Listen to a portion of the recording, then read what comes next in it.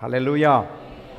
Okay, நாம் இயேசு கிறிஸ்துவினுடைய அற்புதங்களை குறித்த காரியங்களை தொடர்ந்து பார்க்கலாம் என்று தான் மீண்டும் ஓடிக்கொண்டிருக்கிறது. அதை குறித்து நடத்தலாம் என்று சொல்லி நம்ம ஏற்கனவே உங்களோட 21 நாட்கள் ஜெபத்தில் ஆலோசனை கொடுத்தேன். நீங்கள் அதை விரும்புகிறீங்களா? ஆமென். பல தலைப்புகளை நான் பேசிகிட்டே இருக்கலாம்.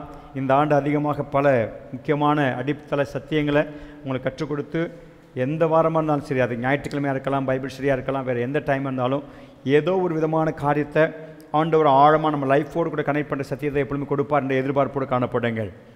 ஏதோ கடமைக்காக ஒரு பிரசங்கத்தை பண்ணுன்றதுக்காகவோ அல்லது பிரசங்கத்தை பண்ணிட்டேன்ற நோக்கத்தோடு நான் நிற்க விரும்பலை. நம்ம எல்லாரும் கட்டி எழுப்ப கற்று விரும்புகிறார்.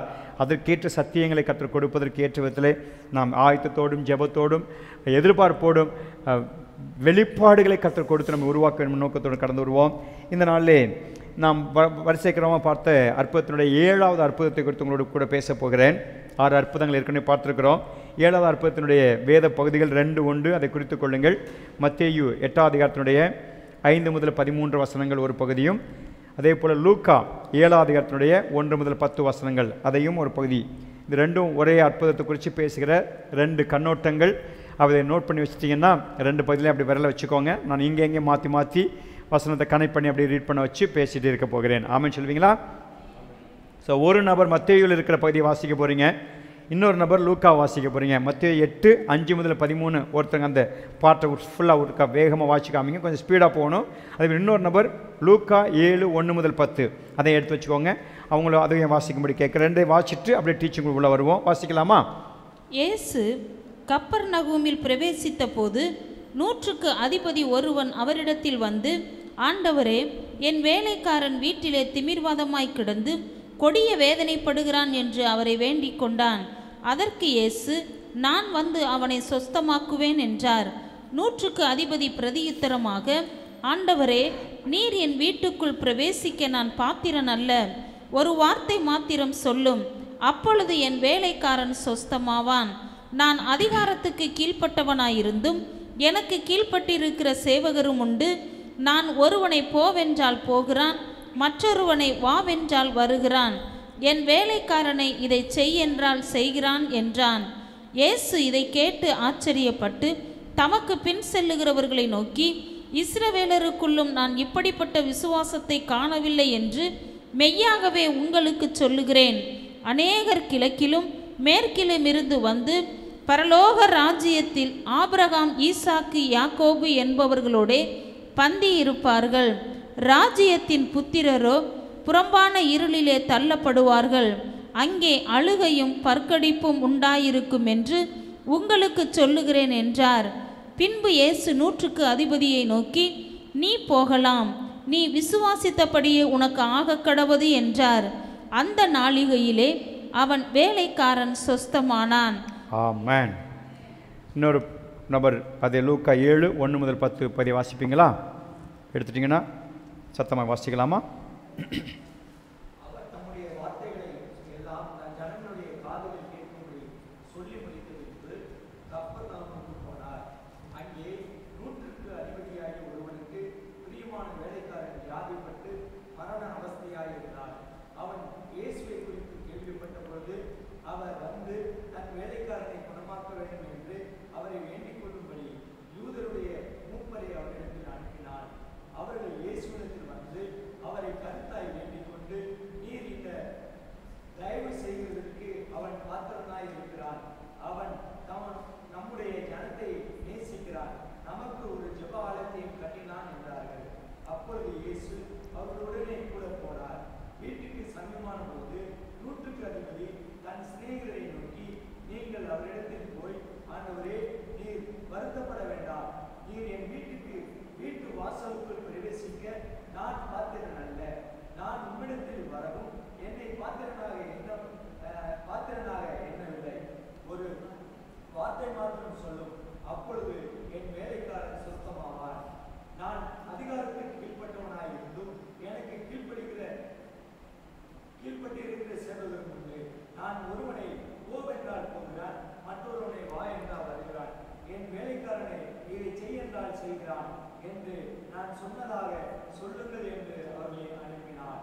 இயேசு இவைகளை கேட்டு அவனை குறித்து ஆச்சரியப்பட்டு திரும்பி தமக்கு பின் செல்கிற திரளான ஜனங்களை நோக்கி, நான் இப்படிப்பட்ட விசுவாசத்தை காணவில்லை என்று உங்களுக்கு சொல்லுகிறேன் என்றார். அனுப்பப்பட்டவர்கள் வீட்டுக்கு திரும்பி வந்தபோது வியாதியாய் கிடந்த வேலைக்காரன் சொஸ்தமடைந்திருக்கிறதை கண்டார்கள்.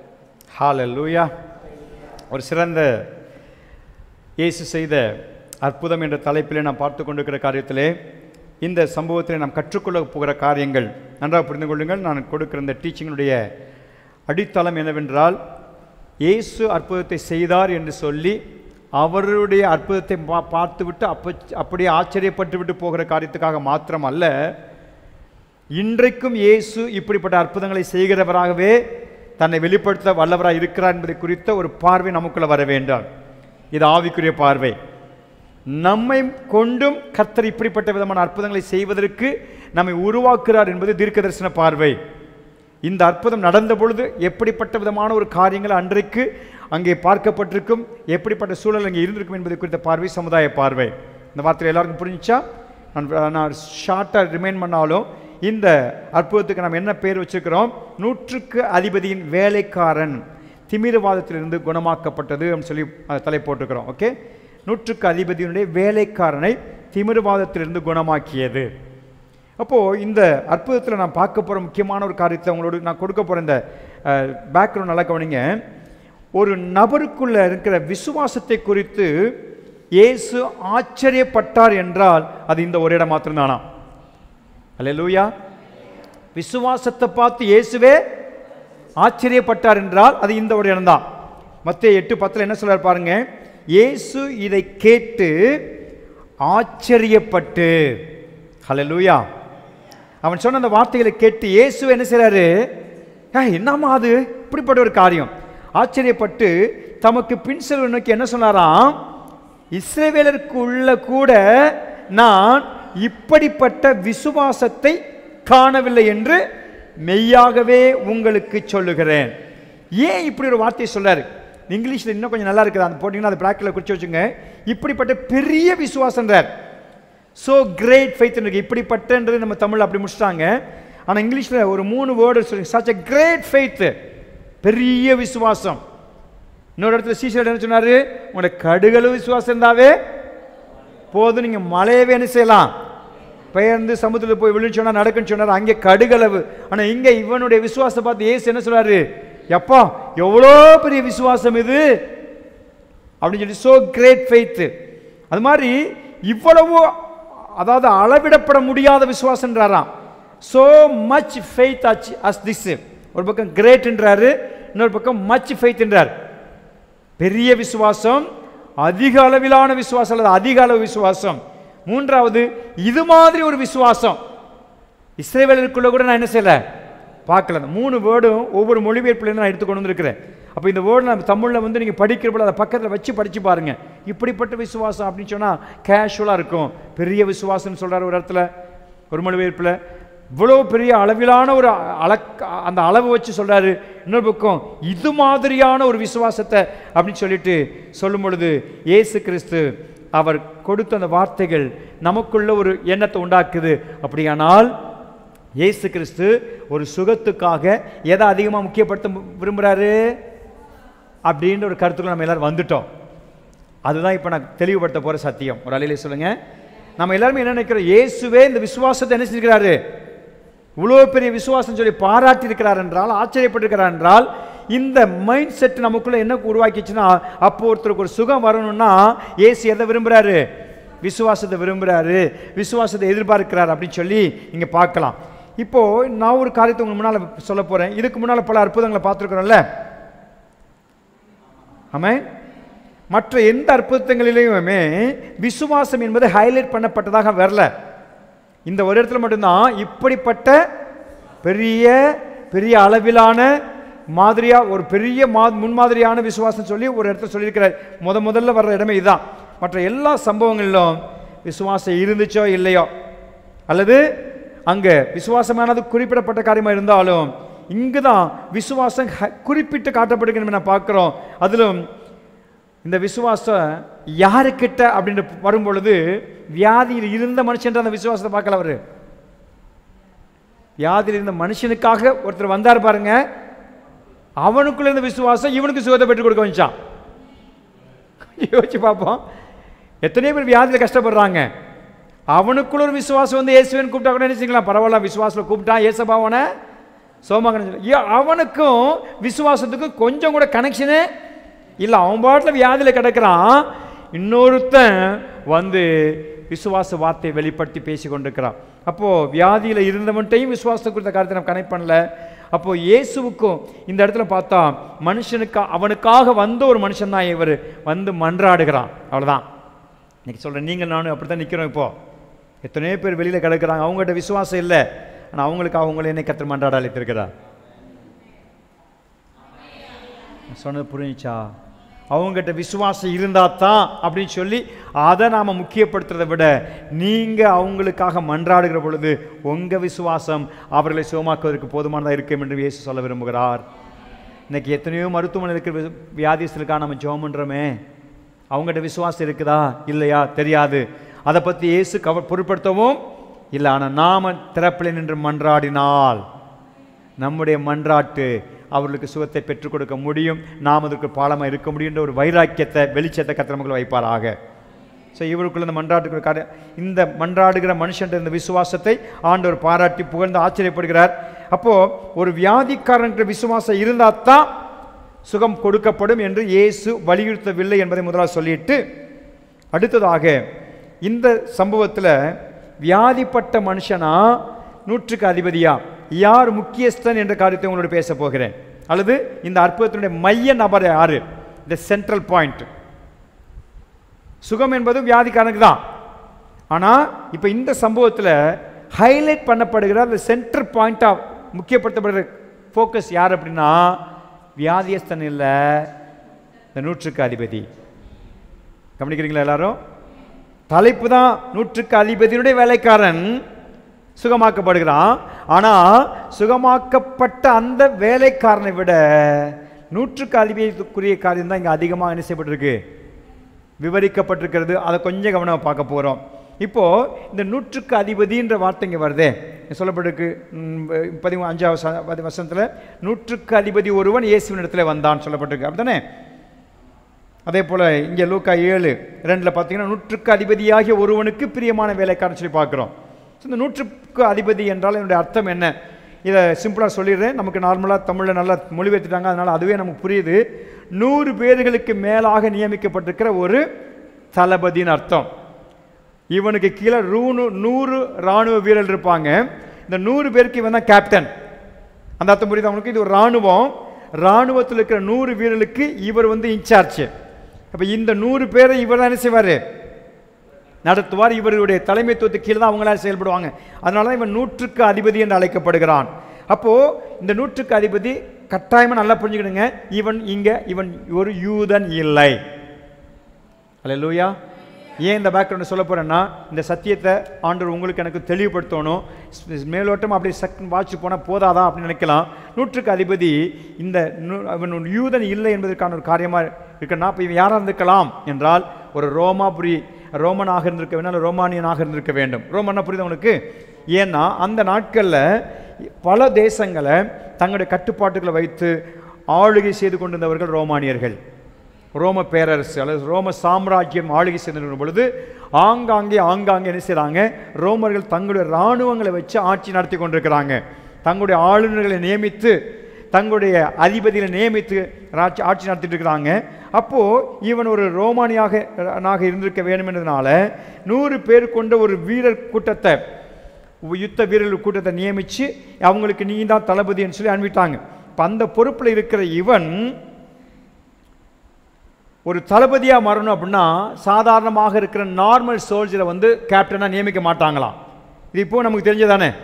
எல்லாரும் சோல்ஜர்ஸாக இருக்கலாம், ஆனால் சோல்ஜர்ஸில் நல்ல ஸ்ட்ராங்காக இருக்கணும், நல்ல நேம் அதாவது கேரக்டர் இதெல்லாம் நல்ல பேர் எடுத்துருக்கணும், நல்ல எக்ஸ்பீரியன்ஸ்டு அந்த எக்ஸ்பர்ட்ஸாக இருக்கணும், ஒரு உறுதியானவர்களாக இருக்கணும். இப்படிப்பட்ட அந்த நபர்களை செலக்ட் பண்ணித்தான் சில வீரர்களை கொடுத்து இவங்க மேலே ஒன்று நான் என்ன செய்கிறேன், கேப்டனாக வைக்கிறேன்னு சொல்லி அங்கே தேசத்தினுடைய பெரிய தலைவர்கள் என்ன செய்வாங்கன்னா அவன் நியமிப்பாங்களாம். ஸோ இப்போ இவன் 100க்கு அதிபதியாக இருப்பான் என்றால் இவனை ரோம சாம்ராஜ்யத்தினுடைய அரசாங்கம் எப்படி பார்த்துருக்குது, உறுதியானவனாக ஒரு தளபதியாக ஆகுவதற்கு வேண்டிய தகுதியுடையவனாக அந்த அந்தஸ்து இவனுக்குள்ள இருந்ததாக பார்த்ததுனால, இன்னும் சொல்லணும்னா தளபதியாக யாராவது நியமிச்சாங்கன்னா அவங்க ரோம இராணுவத்தினுடைய சிமெண்ட் என்று அழைக்கப்படுவாங்களாம். சிமெண்ட்னா புரியுது அவங்களுக்கு, உறுதித்தன்மை குறிக்கிற அப்படிப்பட்ட ஒரு நல்ல ஒரு அழுத்தமானவங்க, ஒரு வேலையை கொடுத்தா போய் முடிச்சுட்டு வரக்கூடியவங்க, சவாலோடு கூட எடுத்து செய்கிறவங்க, இப்படிப்பட்ட ஒரு மனுஷனாக இந்த நபரும் இருந்திருக்கிறான் என்பதை நாம் புரிந்து கொள்ள வேண்டும். பெரும்பாலும் புதிய ஏற்பாட்டில் ஒரு சில இடத்துல 100க்கு அதிபதிகள் குறித்த சம்பவங்கள் வருது. இங்கே ஒரு சம்பவத்தை பார்க்குறோம். இயேசு கிறிஸ்து மரிக்கிற பொழுது கூட நீங்கள் பார்த்தீங்கன்னா அங்கே ஒரு 100க்கு அதிபதி வந்திருப்பார். அவரும் ஒன்றான்ற நமக்கு சொல்ல முடியாது. ஆனால் புதிய ஏற்பாட்டில் நம்ம சுவிசேஷங்களை பார்த்தீங்கன்னா இந்த 100க்கு அதிபதிகளாக இந்த இஸ்ரவேல் தேசத்துக்குள் நியமிக்கப்பட்டிருந்த இந்த மனிதர்களை பார்த்தீங்கன்னா ஒரு நல்ல திறந்த இருதயம் இருக்கிறத குறித்து நான் பார்க்குறோம். அந்த 100க்கு அதிபதியும் இவர் ஒரு நீதிமான் என்று காண்கிறேன்னு சொல்லி ஒரு சாட்சி கொடுத்தான். இந்த 100க்கு அதிபதியும் இயேசுவிட வந்து என்ன செய்யறான்? ஜெப வேண்டுதல் வைக்க வந்திருக்கிறான். எல்லாரும் அப்படி சர்வசரம் வரமாட்டாங்க. மிலிட்டரியில் இருக்கிறவங்க அவ்வளோ ஈஸியாக வந்து என்ன செய்ய மாட்டாங்க, கடவுள் நம்பிக்கை, தெய்வத்தை தேடுற காரியம் அப்படின்னு, அது குறிப்பாக இயேசுவை தேடுற காரியன்றதுக்கு இணங்க மாட்டாங்க. ஆனால் பெரும்பாலும் புதிய ஏற்பாட்டில் வர சில 100க்கு அதிபதியில் பார்த்தீங்கன்னா they had an open heart. அதனால தெய்வத்தை குறித்த, கடவுளை குறித்த, அது ஆண்டவரை குறித்த ஒரு நம்பிக்கை அவங்களுக்குள்ள இருந்ததை குறித்து பார்க்குறோம். தேவனுக்குரிய விஷயத்தில் இவங்களுக்குள்ள ஒரு வித்தியாசமான குணாதிசயம் இருந்தது. ஏன்னா மற்றவங்களை போல ஒரு மாறி முறைச்சி பார்க்கறது, வெறுப்போடு நடப்பது, அதிகாரத்தோடு நடப்பது, அவங்கள மற்றவங்களை பார்க்கும் பொழுது அவங்கள ரொம்ப மாறி மட்டமாக பார்ப்பது, இது போன்ற ஒரு தன்மை இல்லாமல் இவனுடைய காரியத்துக்குள்ள இவன் ஒரு யூத மதத்துக்குள்ள மாறினவன் கிடையாது.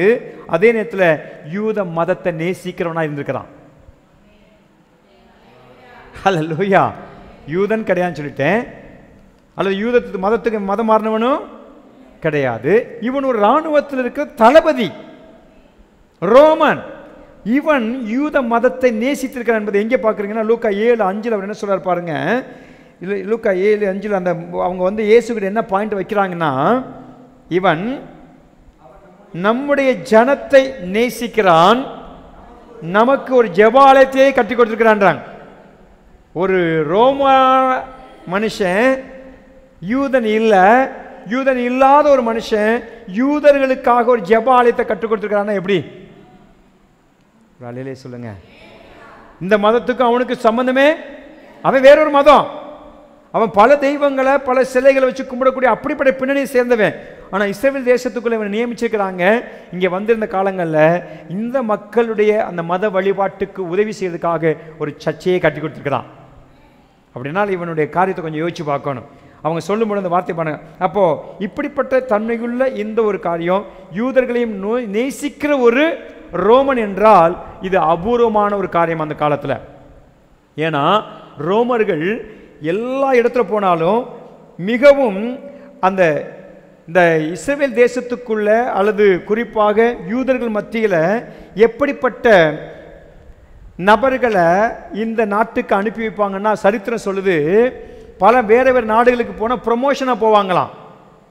இராணுவத்தில் இருக்கிறவங்களை வந்து வேற ஒரு இடத்துக்கு அனுப்புவாங்கல்ல, அனுப்பும்பொழுது நல்ல இடங்களுக்கு அனுப்புனா அது ப்ரொமோஷன். தண்ணி இல்லாத காட்டுக்கு அனுப்புகிற மாதிரி சொல்லுவோம்ல, அது மாதிரி யாராவது ரொம்ப மோசமாக நடந்தாங்க அப்படின்னா இராணுவத்தில் அவங்கள தூக்கி எங்கே அடிக்க சொல்லுவாங்களாம்? எருசலேமுக்கு அனுப்புனான்றாங்களாம், இஸ்ரேலுக்கு அனுப்புனா. அதுதான் அந்த காலத்தில் இருந்த ஒரு கண்டிஷன்.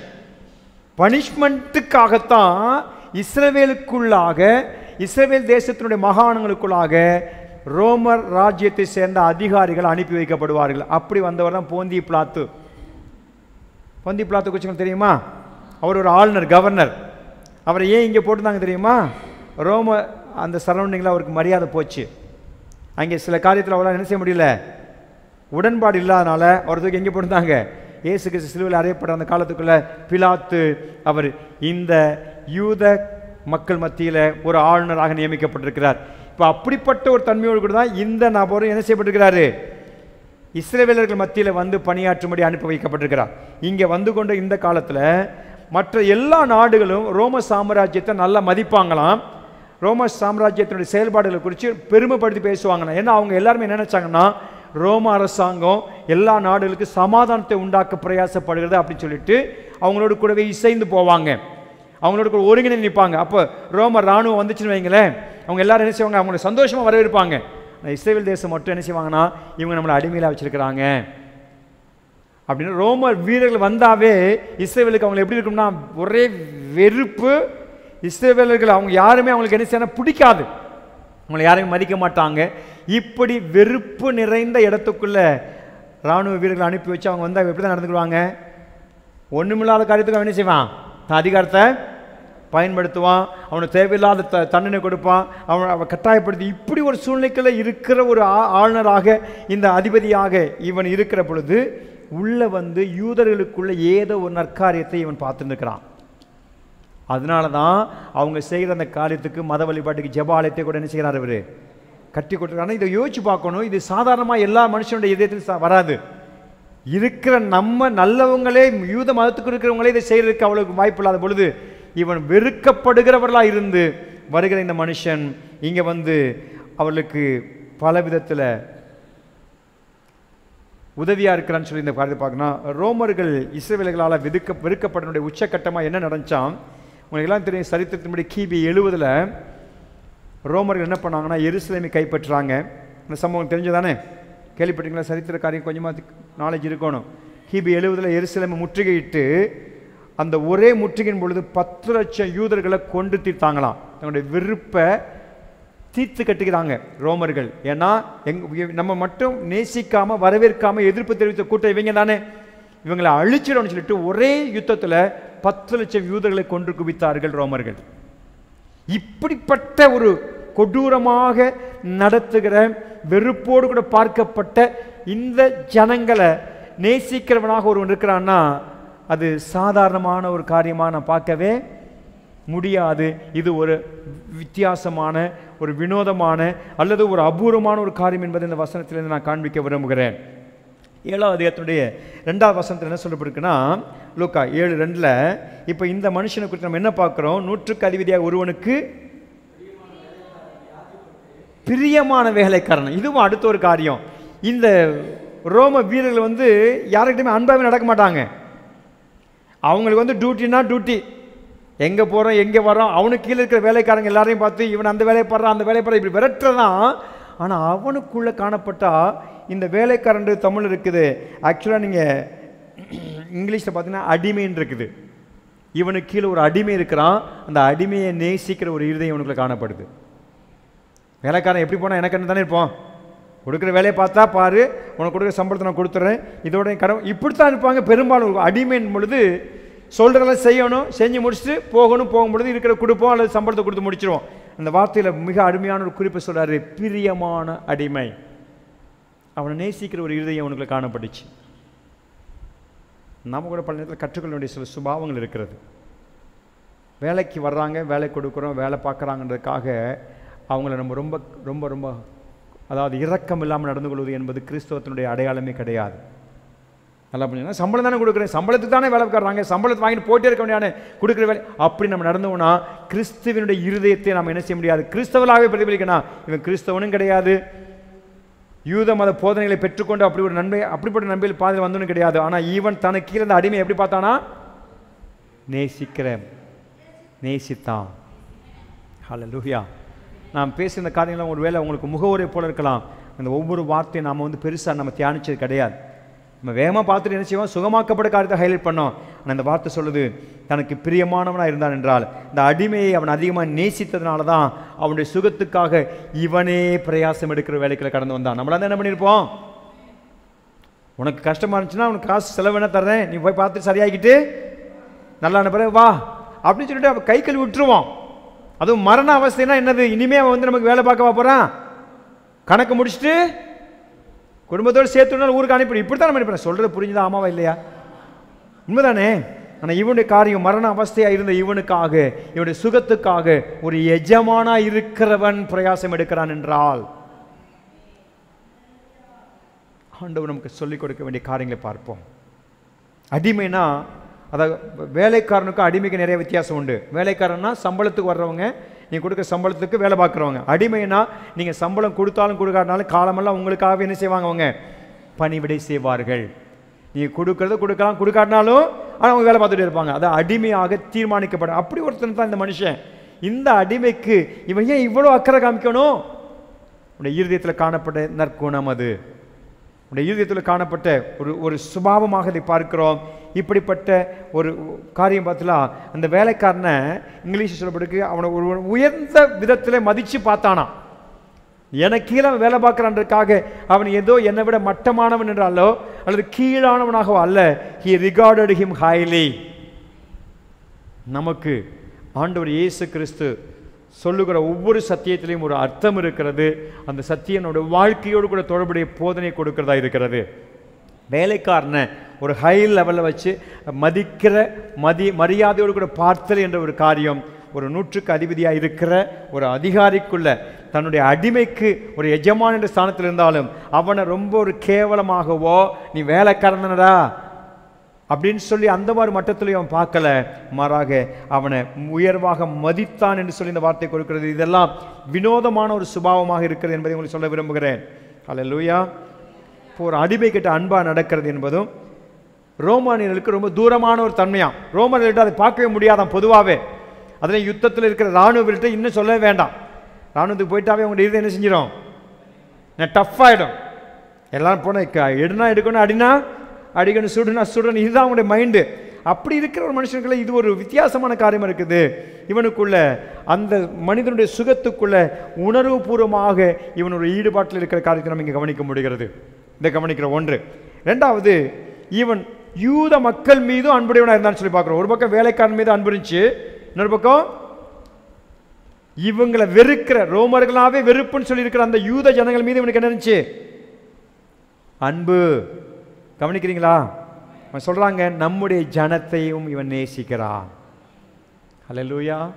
தான் வேலைக்காரன்றக்காக மட்டும் இல்லை, இங்கே பணியாற்றி கொண்டிருக்கிற பொழுது இங்கே இருக்கிற யூத ஜனமாக இருக்கிற நம்மையும் இவன் நேசிக்கிறான் என்று சொல்லி அவன் சொல்ற அந்த வார்த்தையில் சொல்கிறாங்க. இதை சொன்ன சாட்சி யாத்திரைனா யூதனுடைய மூப்பர்களை சொல்கிறாங்க. ஏன்னா யூதனுடைய மூப்பர்கள் தான் வந்து இயேசுவிட்ட பேசுகிறாங்க. சொல்லும்போது அவங்க தான் சொல்கிறாங்க, நமக்காக ஒரு ஜெபாலயத்தை கட்டி கொடுத்துருக்கிறாரு, நம்முடைய ஜனங்களெல்லாம் இவர் நேசிக்கிறார் என்று சொல்லும் பொழுது இப்போவும் இந்த குறிப்பு சொல்லப்பட்டிருக்கிறது. இவர் கட்டி கொடுத்த அந்த ஜெபாலயத்தினுடைய இடிபாடுகளுடைய நினைவு சின்னம் இன்றைக்கும் எருசலேமில் இருக்குதான். போனால் நம்ம பார்த்து ரொம்ப சந்தோஷமாக இருக்கும்ல. அல்லேலூயா. இது போன்ற சரித்திரங்கள்லாம் பார்த்தா நமக்கு பெரிய பெரிய நற்போதனைகளை அப்படியே ஆவிக்குரிய ரீதியாக உணர்த்து கொடுக்கும். அத்தனை வருஷங்களுக்கு முன்னால் கட்டின இவருடைய ஜெபாலயம் இன்றைக்கும் இருக்குது. போய் பார்த்துட்டு வரலாமா? நிறைய பேர் கனவுல போகலாமான்னு நினைக்கிறாங்க. நீங்கள் பெருசாக ஆசைப்பட்டால் கர்த்தர் பெருசாக வாசல் திறப்பார். நானா நாமளா அப்படின்னா நாம தான். ஆண்டவர் எதுக்கோ எவ்வளோ லட்சங்களை செலவு பண்ணுறோம். இது போன்ற ராஜ்யத்துக்குரிய காரியத்துக்குள்ளே ஒரு பயன் கொடுக்கக்கூடிய காரியத்துக்காக ஏன் செலவு பண்ணிக்கூடாது? கர்த்தர் கொடுப்பான்னு ஏன் விசுவாசம் வரக்கூடாது? ராமன் சொல்லுங்க. பல லட்சங்கள் என்பது வேண்டாத காரியத்துக்கோ அல்லது நம்முடைய காரியத்துக்கோ நம்மளால் பெறட்ட முடியலையா? பெறட்டுறோமா இல்லையா? இதெல்லாம் என்ன பாஸ்டர் முடியுமா பாஸ்டர்? இங்கே இருக்கிற சென்னைக்கு போயிட்டு வர்றதுக்கே நம்மளால் முடியாதுன்னு ஒரு முடிவில் இருக்கிற பொழுது இது எப்படி முடியும் நினச்சிங்கன்னா முடியாது. ஆனால் கர்த்தருடைய பிள்ளைகளாக சில காரியங்களை பார்க்கும் பொழுது இதெல்லாம் நம்மளுடைய வேதத்தை வந்து எவ்வளோ உயிருள்ள ஒன்றாக இருக்கின்றதை பார்க்குற உதவி செய்யும். அந்த ஒரு காரியத்தோடு நான் டாப்பிக்கில் வரேன் மறுபடியும். இப்போ இந்த இடத்துல இவனுக்குள்ளே காணப்படும் மிக சிறந்த ஒரு சுபாவமாக எதை காண்பிக்கிறோம்னு சொன்னால் மிகவும் தாழ்மையுள்ளவனாக இருந்தான். இந்த வேர்டை ரொம்ப ஹைலைட் பண்ணுறேன். இந்த கிறிஸ்தவத்துக்குள்ளே இருக்கிற நமக்கு ஏன் இதெல்லாம் கர்த்தர் எழுதி வச்சுக்கிறாரு? அவனோட அதிபதி 100 பேர் உள்ள அந்த இராணுவ வீரர்களுக்கு இவன் கேப்டன், ஒரு தளபதினு வச்சுக்கோங்க. இந்த கேப்டனுக்கு அதிகாரம் இருக்குது. அவனுக்கு பலவிதமான ஒரு பக்க பலமாக அவனுக்கு கீழே சொல்கிற வேலையெல்லாம் செய்ய ஆட்கள் இருக்கிறாங்க. ஆனாலும் இவன் மிகவும் தாழ்மையுள்ளவனாக இருந்தான் என்பதை இந்த இஸ்ரவேல் தேசத்தை ஜெயித்த ஒரு ஒரு இந்த தேசமெல்லாம் எங்கள் கட்டுப்பாடு இருக்குன்னு சொல்லியிருக்கிற ஒரு மனுஷனுக்குள்ளாக அவன் உள்ளே நடந்து போனாவே எப்படி போயிருப்பான்றதை சாதாரண கற்பனை பண்ணி பார்க்கணும். இந்த தேசமெல்லாம் இப்போ யார் காலத்தில் இருக்குது? எங்கள் கண்ட்ரோலுக்குள்ளே வந்தாச்சு. இஸ்ரவேல் தேசத்தை நாங்கள் பிடிச்சிட்டோம். நாங்கள்லாம் இப்போ யார்? இந்த தேசத்தை ஆளுகை செய்ய முடியும். அப்படி நடந்து போனாவே இந்த வீரர்கள் எப்படி போவாங்க? கம்பீரமாக போவாங்க. நடக்கும்பொழுது எல்லாரையும் பார்க்கும்பொழுது நீங்கள்லாம் எங்கள் அடிமைகளப்பா, நீங்கள்லாம் எங்களுடைய கீழே, இந்த தேசத்தை நாங்கள் சொந்தமாக்கிட்டோம், சுதந்திரிச்சிட்டோம் அப்படின்னு சொல்லி அந்த வெற்றி பவனியோடு போகிற இவர்கள் மத்தியில் இவனுக்குள்ள அவன் சொன்ன வார்த்தையை கவனிங்க. லூக்கா 7:6-7 வசனங்களை வாசிச்சு பாருங்க. 6-7 வசனத்தில் பாருங்க. இல்லை லூக்காவுக்கு வந்துட்டீங்களா? இயேசு அவருடைய கூட போனார். அதுக்கடுத்து நூற்றுக்கு அதிபதி தன் சிநேகிதரை நோக்கி போய்,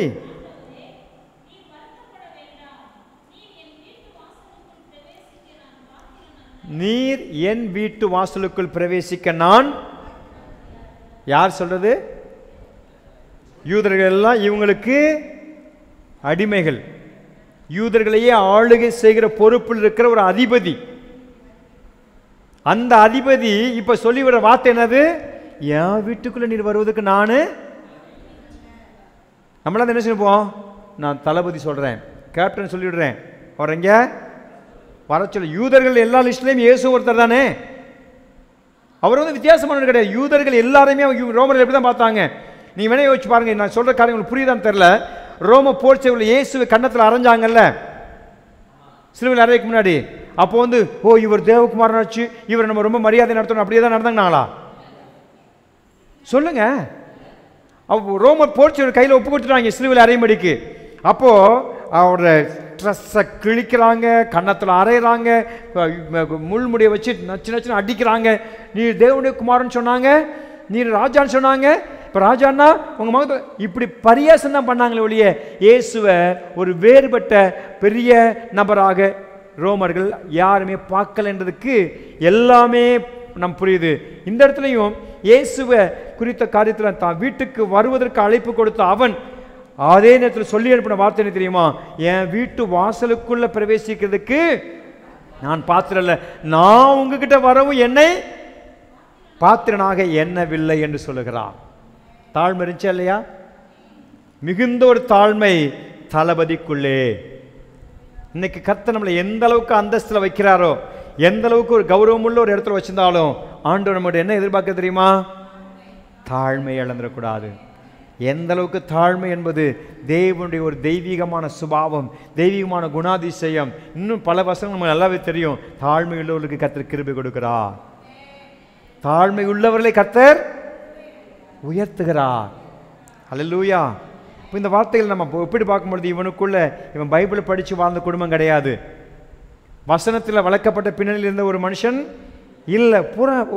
அதாவது இவனுடைய வேத பிரமாணத்துக்கோ தேவனுடைய வார்த்தைகளுக்கோ எந்த விதமான சம்பந்தமே இல்லாத இவனுக்குள்ள காணப்படுற சுபாவத்தை பாருங்க. ஒரு பக்கம் அடிமையை நேசிக்கிற ஒரு சுபாவத்தை பார்த்தோம், இவங்களை வெறுக்கிற தங்களுக்கு கீழாக தோற்கடிக்கப்பட்டு அந்த யூத மக்களை நேசிக்கிற சுபாவத்தை பார்க்கிறோம். மூன்றாவது இவனுக்குள்ள காணப்பட்ட மிகுந்த ஒரு தாழ்மையின் தன்மையை பார்க்கிறோம். இப்படிப்பட்ட இந்த சூழ்நிலையில் இவருடைய வீடு எங்கே இருந்துக்கலாம்னு சொல்லி ஒரு சின்ன கணிப்பு கொடுக்குறேன் பாருங்க. இயேசு கிறிஸ்து பெரும்பாலும் எங்கே இருந்தார்? கப்பர்நகூம். இப்போ இந்த கப்பர்நகூமுக்கும் கலிலேய கடலுக்கு இடையில ரோம வீரர்களுக்காக நிச்சயமான காலனி கட்டியிருப்பாங்களாம். ரோமர்களுக்கு அப்பார்ட்மெண்ட் சொல்லுவாங்களே, அந்த குவார்டர்ஸா, வீரர்களுக்கு குவார்டர்ஸ் கட்டியிருப்பாங்களா, அதுபோல் கலிலேய கடற்கரை ஓரத்திலிருந்து கப்பர்நகூமுக்கு இடைப்பட்ட தூரத்தில் இவங்க கட்டப்பட்டு இந்த ரோமர்கள் தங்கியிருக்கிறதுக்காக கட்டப்பட்ட அந்த பகுதிகளுக்கு பேர் என்னென்னா திபேரியா என்று அழைக்கப்படுகிறது அந்த ஊர். அப்போது ஓரளவுக்கு ஒரு நல்ல லாங் டிஸ்டன்ஸ் தான். கப்பர்நகூமிலிருந்து இந்த திபேரியாவுக்கு வரணும் அப்படின்னா பல மைல் தூரங்கள் நடந்து வரணும். இது இந்த ரோமர்களுக்குன்னு வீடுகள் கட்டப்பட்டு கொடுக்கப்பட்ட இடம் தான். அந்த இடத்த அவங்க திபேரியான்னு பேர் வச்சாங்க. ஸோ அந்த இடத்துல தான் இவனுடைய வீடு இருந்துச்சு. இப்போ இயேசு ஓரளவுக்கு நடந்து அவன் இடத்து வரைக்கும் வந்துட்டு இப்போ உள்ளே வரப்போறான்ற தருணம் வரும்போது இவன் என்ன சொல்லி விட்டுறான்? என் வீட்டு வாசலுக்குள்ள பிரவேசிக்கிற நான் யாரும் இல்லை, பாத்திரவான் கிடையாது அப்படின்னு சொல்கிறான். இப்போ இந்த சூழ்நிலை பார்த்தீங்கன்னா ஒரு பக்கம் ரோமர்கள்லாம் ஒரு குறிப்பிட்ட ஏரியாவில் வாழ்ந்துட்டு இருக்கிறாங்க. எப்படி இப்போ போலீஸ் குவார்ட்டர்ஸ் இருக்குது, மெடிக்கல் குவார்ட்டர்ஸ் இருக்குது, அதுபோல் மிலிட்ரி குவார்ட்டர்ஸ் இருக்கிறது போல் இந்த குவார்ட்டர்ஸ் பகுதிக்குள்ளே இவன் வாழ்ந்து கொண்டு இருக்கிற பகுதி வாழும் பொழுது இந்த இடத்துல மத்தேயு 8:5 இப்போ வாசிங்க.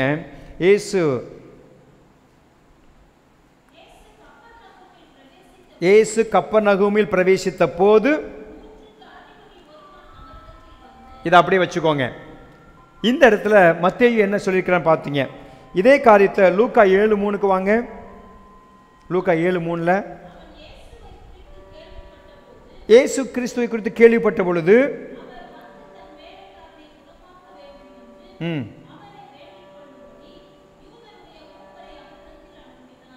இப்போது அங்கே அவன் வந்தான்னு சொல்கிறாரு மத்தேயு, இங்கே யூதர்களுடைய மூப்பர்களையே அவங்ககிட்ட. இப்போ லூக்கா சொல்கிறதுக்கும் மத்தேயு சொல்கிறதுக்கும் என்ன உண்டாகுது? முரண்பாடு இருக்குது. இது போன்ற சில வருஷங்களை எடுத்துக்கிட்டு தான் நம்ம தீக்காக்காரங்க இருக்காங்களே, உங்கள் பைபிளில் இத்தனை தப்பு இருக்குது, ஒரே அற்புதம் சொல்கிறீங்க, அங்கே அப்படி இருக்குது, இங்கே இப்படி எப்படி, அது எப்படிங்க உங்கள் பைபிள் உண்மை நாங்கள் ஏற்றுக்க முடியும்னு சொல்லி இப்படிலாம் வழக்காடுவாங்க. கேள்விப்பட்டீங்களா? அதெல்லாம் நீங்களாம் கேள்விப்பட்டீங்களா இல்லையோ? இது போன்ற காரியங்களாம் வச்சுக்கிட்டு உடனே இந்த வசனத்தில் வந்து இயேசு வந்தான்னு சொல்லியிருக்குது, அந்த வசனத்தில் ஒரே அற்புதம் தானே, அது எப்படி ஒரே பைபிள் கடவுளுடைய வார்த்தை எப்படிங்க அது முரண்படலாம் அப்படின்னு ஒரு கேள்வியில் வந்து வச்சு உடனே பெரிய தர்க்கம் பண்ணுவாங்க. நான் சொல்ல எல்லாருக்கும் முன்னாடி சொல்கிறேன், தர்க்கம் பண்ணணும்னா எதை வேணால் தர்க்கம் பண்ணலாம். ஆனால் தேவனுடைய வார்த்தையில் விளையாண்டா கர்த்தர் விட மாட்டார். விளக்கத்தை தெரிஞ்சுக்கணும்னு நினச்சா விளக்கத்தை கற்றுக் கொடுக்கறதுக்கு நம்ம நிற்கிறோம். ஹல்லேலூயா. அப்போ அதுக்கு நீங்கள் நான் அதை கொஞ்சம் தெளிவுபட்டிருந்தா தானே பேச முடியும். அவங்க இப்படி பேசணும்னு அப்போ நீங்கள் நினச்சிங்க, ஆமாம் சரிதானே அவங்க சொல்கிறது. எல்லாருக்கும் தலையாட்டு கேஸுக்கு ஒரு கேஸ் நம்ம கேஸ் இருக்கும். ஏன்னா புரியாமல் இருந்ததுனால நம்ம ஆமாம் அவங்க சொல்கிறபடி இதுக்கு ஒரு தெளிவை கொடுக்கறது தான் உங்களை என்னை கற்றுக்கொண்டு தேறினவர்களை மாற வேண்டும் என்று விரும்புகிறார். ஹல்லேலூயா சொல்லுங்களேன். ஏன்னா உங்களுக்கு எல்லாருக்கும் தெரியும், காயினுக்கு மனைவி எங்கேருந்து வந்தா கேள்வி. எத்தனை பேருக்கு இன்னும் உங்களுக்கு இந்த குழப்பம் இருக்குது? குழப்பம் இருந்துச்சுன்னா குழப்பத்தை தீர்த்து கொள்வீர்களாக. நமக்கு வேதத்தில் தேவன் எந்த சத்தியத்தை முக்கியப்படுத்த விரும்பினாரோ அதைத்தான் அதிகமாக விவரங்களோடு எழுத வச்சார். நீங்கள் ஒவ்வொன்றுக்கும் ஒரு விளக்கம் கண்டுபிடிக்கணும்னு நினச்சிங்கன்னா முழு வேதாகமத்திலையும் நீங்கள் பார்க்க நினைக்கிற எல்லாவற்றுக்கான விளக்கத்தையும் ஆண்டு கொடுக்க திட்டமிடவில்லை. மேசியா வரப்போகிறார் என்பதை குறித்த சத்தியத்தை காண்பிக்கின்றது அவருடைய நோக்கமாக இருந்ததுனால அதை குறித்த விவரங்கள் எல்லாம் தொடர்ச்சியாக எழுதி கொடுத்தாரு. மற்ற காரியங்களாம் அங்கங்கே தொட்டு ஒரு குறிப்பை நம்ம கொடுத்துருக்கிறார். அதனால் குழப்பத்தை கொடுக்கவும் மாட்டார், பதில் சொல்லாமல் விடவும் மாட்டார் நம்முடைய ஆண்டவர். அல்லேலூயா சொல்லுங்கள். இந்த ஒரு வருஷத்தில் எத்தனை பேர் யோசிக்கிறீங்க? அங்கே வந்து 100க்கு அதிபதி இயேசுவில் வந்தான்னு சொல்கிறாரு மத்தேயுவில். லூக்காவில் யூதருடைய மூப்பர்களை அவர்களுக்கு அனுப்பி அவங்க வழியாக வாங்கன்னு சொல்லி கூப்பிட்டான்னு சொல்லப்படுக்குது. இது ரெண்டுக்கு என்ன வித்தியாசம்? மத்தேயு குறித்து நல்லா கவனிச்சுக்கோங்க. ஒவ்வொரு சம்பவத்தினுடைய சுருக்கு தொகுப்பை எழுதுவது மத்தேயுனுடைய ஸ்டைல். அதாவது ஷார்ட் ஹேண்ட் சொல்கிறீங்க இல்லையா, ஷார்ட்டாக ஒரு ஸ்டோரி என்ன செய்வார், எழுதுவார் மத்தேயு. அது அவருடைய நடை, எழுத்து நடை. இப்போ அதில் வந்து இதனுடைய சுருக்க தொகுப்பில் இயேசு 100க்கு அதிபதி வந்தார் அப்படின்ற ஒரு வேர்டில் முடிச்சார். ஆனால் லூக்கா எப்படிப்பட்டவர்னா, அவர் எழுதும்போது நான் ஏற்கனவே சொல்லிட்டேன்னு நினைக்கிறேன், இவர் ஒவ்வொரு சம்பவத்தையும் அந்த சம்பவத்தில் இருந்த நம்மள்ட்ட போய் உட்காந்து பேட்டி எடுப்பாராம். ஏன்னா இவர் வந்து இவர் மருத்துவர்ல, இதெல்லாவற்றையும் குறித்து நான் உனக்கு விவரமாக எழுதுவது எனக்கு நலமாய் கண்ணுன்னு சொல்லித்தான் இந்த தெயோப்பிலுவுக்கு ஆரம்பிப்பார். லூக்காவையும் அப்போஸ்தலர் நடபடியையும் எல்லாருமே எழுதியிருந்தாங்க. பட் எனக்கு என்னென்னா இன்னும் கொஞ்சம் சரியாக வரிசைக்கரமாக விவரமாய் தொகுத்து கொடுக்க வேண்டும் என்று நான் முயற்சித்தபடினால இப்படி எழுதுன்னு சொல்லிட்டு ஒரு அற்புதத்தை குறித்து கேள்விப்பட்டார்னா உடனே அந்த அற்புதத்தை பெற்றுக்கொண்டு நேரம் வீட்டுக்கு போயிடுவாராம். உட்காந்து இது இப்படிலாம் நடந்துச்சு, அங்கே ஏசு என்ன செஞ்சார், நீங்கள் என்ன செஞ்சீங்க, அங்கே மக்கள் இப்படின்னு சொல்லிட்டு ஃபுல்லாக டீட்டெயில் நோட்ஸ் எடுப்பாராம் லூக்கா. நோட்ஸ் எடுக்கும் பொழுது அவர் கிடைச்ச குறிப்புகளை பார்த்தா அவங்க சொல்லும் பொழுது இன்னும் எக்ஸ்ட்ரா என்னென்னலாம் கரெக்டாக நினச்சோ அதெல்லாம் அந்த நேராக பார்த்தவங்க நேராக அனுபவம் சொல்லுவாங்களா சொல்ல மாட்டாங்களா? அப்படி சொல்லப்பட்ட விவரங்களைத்தான் லூக்கா விவரித்து எழுதுகிற பொழுது அவர் சொல்லுகிற பொழுது இயேசு அவர் இருந்த இடத்துக்கு அவர் வந்தார் என்பதை விட தன்னுடைய மூப்பர்களை அனுப்பி அவரை அழைத்து வருவதற்காக அந்த நண்பர்களை பயன்படுத்தி நண்பர்கள் மூலமாக இயேசு வந்தார் கனெக்ஷன் முடிச்சிட்டார். அவர் நேரடியாக 100க்கு அதிபதியே வரல, தன் நண்பர்கள் மூலமாக அவர் கொண்டு வந்து செய்தியை கொடுக்கும் பொழுது அவர் வந்ததுக்கு உதாரணமான விளக்கமாக மத்தேயு கொடுத்த ஒரு வார்த்தைக்கு விவரத்தை லூக்கா கொடுத்து முடிக்கிறார். இப்போது நான் ஒரு இடத்துக்கு போகும்பொழுது நேரடியாக நானே வந்தேன்னு சொல்கிறத விட நான் ஒரு செய்தியை உங்கள்கிட்ட அனுப்பினா நீங்கள் என்ன போய் சொல்லுங்க, பாஸ்டர் இது சொல்லி சொன்னாங்க உங்கள்கிட்ட, பாஸ்டர் இதை கொடுத்து விட்டாங்க, பாஸ்டர் இதை உங்கள்கிட்ட சொல்லி முடிக்க சொன்னாங்க, இந்த வேலையை அவர் கொடுத்த வேலையை நாங்கள் வந்து முடிக்கிறோம் என்று சொல்லுது போன்ற ஒரு காரியத்தை தான் லூக்கா வந்து என்ன செய்கிறாரா விளக்கத்தை கொடுக்குறாரு. இப்போ ரெண்டையும் இணைச்சி பார்த்தீங்கன்னா through his friends this man came to Jesus, that's all. 100க்கு அதிபதி தன் நண்பர்கள் மூலமாக இயேசுவிடத்தில் வந்தான் என்பது இணைப்பான விளக்கமாய் புரிஞ்சு. எத்தனை பேருக்கு இது புரிஞ்சுச்சு? யாருக்கும் குழப்பம் இல்லை? என்ன குழம்புதா? இந்த வெளிச்சத்தை நீங்கள் கரெக்டாக புரிஞ்சுக்கிட்டா தான் நீங்களும் தெளிவாக இருக்கணும். இந்த வசனத்தினுடைய காரியம் முரண்படலை, விவரங்கள் கொடுக்கப்பட்டு நமக்கு தொகுக்கப்பட்டிருக்கிறது என்பதை நான் பார்க்க முடிகிறது. ஸோ இது ரெண்டு காரியத்தையும் பார்க்குறோம். இப்போது இந்த விவரங்களை நான் பார்க்கும்பொழுது நம்ம என்ன கவனிக்கிறோம்னா, இயேசு கிறிஸ்துவை அவன் கூப்பிட்டு வரும் பொழுது என்ன வார்த்தை சொல்கிறான்? நான் பாத்திரன் அல்ல. ஏன் இந்த வார்த்தையை சொன்னான்? இப்போ நம்மளா இருந்தால் சாதாரணமாக ரொம்ப நம்ம தன்னையே தாழ்த்துவதற்கு அடையாளமாக தான் அந்த வார்த்தையை சொன்னார். அது மட்டும்தான் நம்ம பார்ப்போம். அப்படின்னு நமக்கு தோணுது. உண்மையாக சொல்லணும்னா யூதர்களுக்கும் மற்ற மக்களுக்கும் இருக்கிற பெரிய ஏற்றத்தாழ்வுன்னா, யூதர்கள் தாங்க மாத்திரம்தான் யாரு? தேவனால் தெரிந்து கொள்ளப்பட்ட தேவ ஜனங்கள். மற்ற எல்லாருமே புறஜாதியார் என்று பார்க்கப்பட்டார்கள். இப்போ இந்த நூற்றுக்கு அதிபதி யாரு? யூதன் இல்லைன்னா இவன் யாரு? புறஜாதி. புறஜாதியார்கள் யூதர்களால் அவ்வளோ ஈஸியாக என்ன செய்யப்பட மாட்டாங்க, வரவேற்கப்பட மாட்டாங்க, மதிக்கப்பட மாட்டாங்க, ஏற்றுக்கொள்ளப்பட மாட்டாங்க. அவங்களுக்கு இவங்களுக்கு நிறைய டிஸ்டன்ஸ் இருக்கும். ஏன்னா அவங்க எப்போவுமே என்னென்னா, தேவன் எங்களைத்தான் ஆபிரகாமுடைய சந்ததியாக வச்சிருக்கிறோம், நாங்கள் மாத்திரம்தான் ஆபிரகாமுடைய வாரிசுகள். ஆபிரகாமுக்கிட்ட தான் தேவன் உடன்படிக்கை பண்ணார். நாங்கள் தேவனால் பிரித்தெடுக்கப்பட்ட ஜனம். மற்ற எல்லாரும் பல தெய்வங்களை கும்பிடுகிற, பல ஆராதனை முறையில் செய்கிற, பல பாரம்பரியத்தில் வாழ்கிற புற ஜாதிகள் என்று சொல்லி பார்த்தாங்க. அப்போ யூத ஜாதிகள் தேவ ஜாதி என்றும், மீதம் இருக்கிற எல்லா தேசத்தாருமே புறஜாதி. இப்போ நாமளாக இருந்தால் யூதருடைய பாரு, நம்மளே யார் தான்? புறஜாதிகள் தான். ஆனால் புறஜாதிகளையும் ரட்சிக்க வந்தவர் தான் இயேசு. அந்த ரட்சிப்பின் மூலமாக வந்ததுனால இப்போ நாமளே யாராக மாறிட்டோம்? தேவ ஜனமாய் மாறிவிட்டோம். இந்த இடத்துல இந்த ஒரு புறஜாதியாக இருக்கிற ஒரு மனுஷன் யூதனாகிய இயேசுவிடத்தில் நேரடியாக போக தொடர்பு கொள்கிற காரியம் என்பது அந்த காலத்தில் வரவேற்கப்படாத ஒரு காலமாக இருந்ததுனால யாரை கூப்பிடுறான்? நான் வந்து அவர்கிட்ட பேசுறதுக்கு முடியாது, ஏன்னா நான் ஒரு புறஜாதி. யூதருடைய மூப்பரில் கூப்பிடுறான், செய்தி உங்கள்கிட்ட கொடுக்குறேன், நீங்கள் போய் எனக்காக என்ன செய்யுங்க, இயேசு பேசுங்க, ஏன்னா நான் வர்றதுக்கு தகுதி உடையவன் அல்ல. யூதர்களாக இருக்கிற உங்ககிட்ட வருவதற்கு எங்களுக்கு எந்த விதத்திலையும் அதிகாரம் என்பது வேற. ஆனால் யூத அமைப்பு, பேசுதல், நட்பு, உறவு என்று சொல்லி வரும்பொழுது நாங்கள் முடியாது என்று சொல்லி, தான் வீட்டு வாசலுக்குள்ளே வரவும் முடியாதுன்னு சொல்லி புறஜாதியுடைய வீட்டுக்குள்ளே வருகிற காரியத்தில் அந்த புறஜாதி யூதன் என்ற அந்த ஒரு காரியத்துக்குள்ளே அவன் சொன்ன வார்த்தை என்னென்னா, நான் ஒரு பாவி தான், நான் ஒரு புறஜாதியன் தான். நான் உங்களுக்கு ஒரு ஜெபாலயத்தை கட்டி கொடுத்தாலும் அந்த ஜெபாலயத்தில் நான் ஒரு உறுப்பினராக என்ன செய்ய முடியாது. நான் பின்தொடர்கிற காரியத்துக்குள்ள நான் அதை ஃபோர்ஸ் பண்ணி உள்ள நுழைய முடியாது. ஏன்னா யூதர்கள் எப்போவுமே உண்மையான தேவன் யார் என்பதை அறிந்து மேன்மையாக பார்க்கப்பட்டு தங்களை அப்படிப்பட்டவர்களை நடத்தி கொண்டிருக்கிற இவர்களுக்கு மத்தியில் இவனுடைய வாழ்க்கையில் தன்னை தாழ்த்துகிற காரியத்தில் நான் வந்து அதிகாரம் இருக்கிறனால நீ யார், நான் வந்து அவர்கிட்ட நேரம் பேசுவேன் அப்படின்னு சொல்லிலாம் என்ன செய்யலை, ஒரு ஒரு ஒரு ஆணவத்தோடு கூட போகிறவனாக நடந்து கொள்ளவில்லை. அல்லேலூயா. அடுத்ததாக நான் பார்க்கிற இன்னொரு குறிப்பு 7வது அதிகாரம் லூக்கா 3வது வசனத்தில் வருகிற குறிப்பை மறுபடியும் வாசிக்கலாம். 7:3 அவன் இயேசுவை குறித்து கேள்விப்பட்டான். ஹல்லேலூயா. இயேசுவை நேரம் அவன் பார்த்தது கிடையாது. இயேசுவை நேரடியாக பார்த்து அவர் பேசுகிறதையோ அவருடைய சம்பவங்களையும் பார்க்கல, அவரை குறித்து கேள்விப்படுகிறான். ஹல்லேலூயா சொல்லுங்க. அப்போ இயேசுவை குறித்து கேள்விப்பட்டிருக்கிற காரியத்தில் நிச்சயமாக நமக்கு சாதாரணமாக எடுத்தால் என்ன சொன்னால், இயேசுவால் செய்யப்பட அற்புதங்களை குறித்து அவன் செய்திக்கு அவன் காதுக்கு போயிருக்கும்.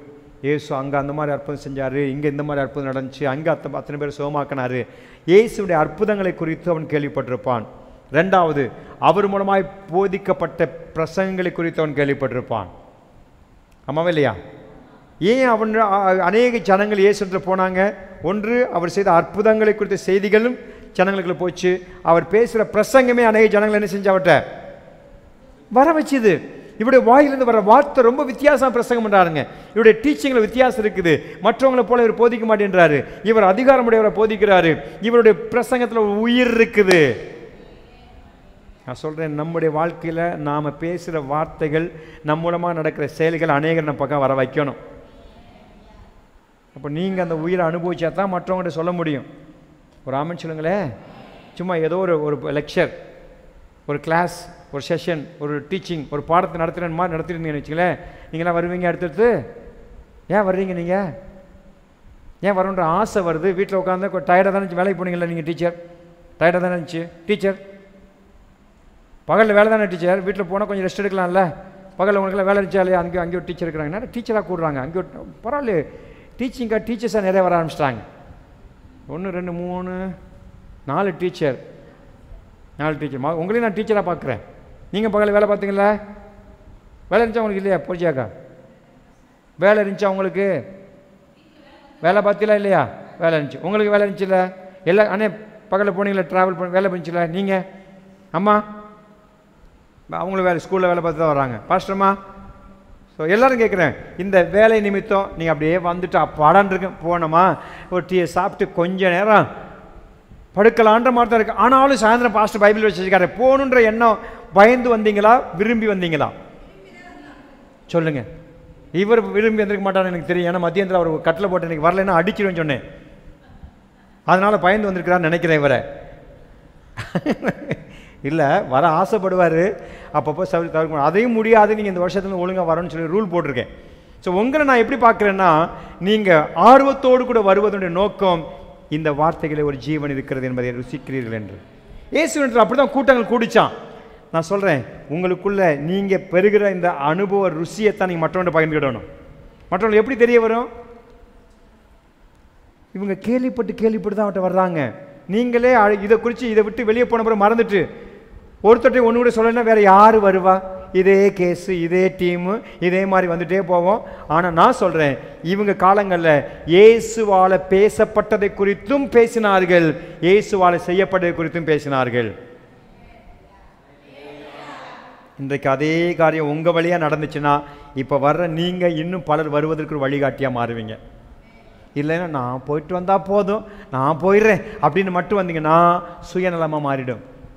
அப்படி இருக்கக்கூடாது. இயேசுடைய காலத்தில் வாழ்ந்த ஜனங்கள் அவங்க கேள்விப்பட்டதை இயேசு பேசுகிறத கேட்டாங்க, போய் சொல்லுவாங்க. அவர் எப்படி பேசுகிறார் தெரியுமா? அந்த வார்த்தை எப்படி ஆசீர்வாதமாக இருந்துச்சு தெரியுமா? எப்படி உற்சாகம் கொடுத்து தெரியுமா? எப்படி ஒரு வித்தியாசத்தை பார்த்தோம் தெரியுமா? மற்ற பிரசங்கம் மாதிரி இந்த பிரசங்கம் இல்லைன்னு ஒரு கூட்டம் இயேசு பற்றி பேசினாங்களாம். அதை கேள்விப்பட்ட கூட்டம் வசனத்தை கேட்கும்படி கூட்டம் கூட்டமாய் வந்தார்கள். அடுத்து இவர் செய்த காரியங்களை குறித்து, அவர் அந்த இடத்துல கூடர்களுடைய கண்களை திறக்கிற காரியம் நடந்துச்சு. இங்கே 5 அப்பத்தை வச்சு 5000 பேர் சாப்பிட்டாங்க. அங்கே அந்த அந்த குஷ்டரோகி சோமானம், இதை குறித்து மக்கள் பேச பேச அநேகர் வியாதியஸ்தரை தூக்கிட்டு வந்தாங்களாம். இந்த மனுஷனை குறித்து பார்க்கிறோம். இயேசுவை குறித்து கேள்விப்பட்ட பொழுது 2 ஹைலைட் பண்ணியிருக்கிறேன். ஒன்று, அவர் செய்த காரியங்களை குறித்து கேள்விப்படுகிறான், அவருடைய அற்புதங்கள்.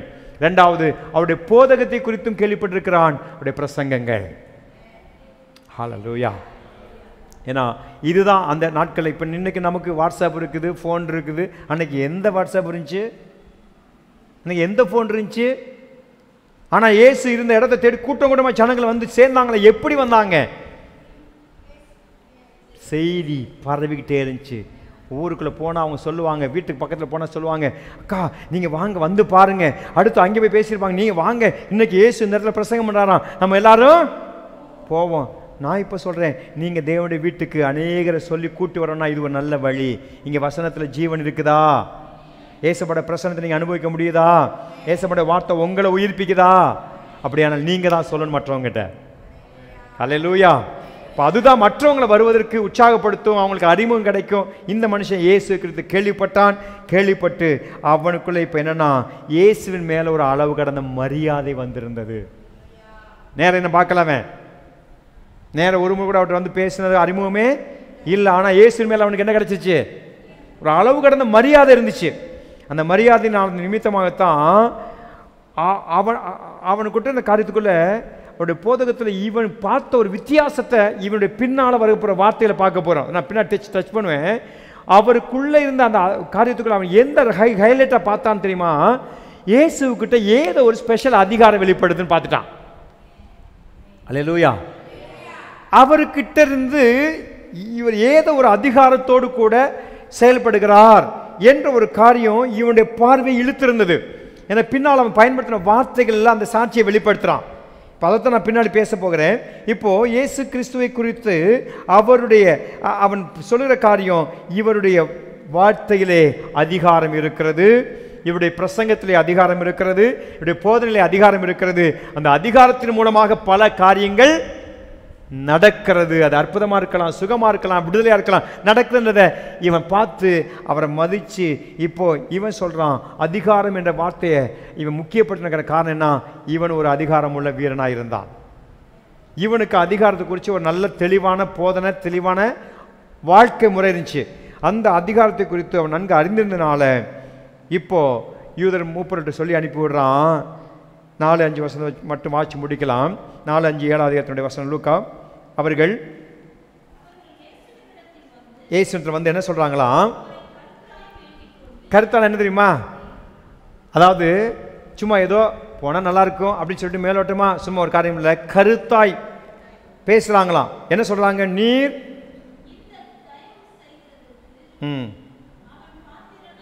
அதான் என்னன்னா, இந்த மூப்பரில் வந்து யூதருடைய மூப்பர்கள்னால் இயேசுவை குறித்து கனெக்ட் பண்ணுறதுக்கான வர்றாங்கல்ல, ரெக்கமெண்டேஷன் புரியுது அவனுக்கு?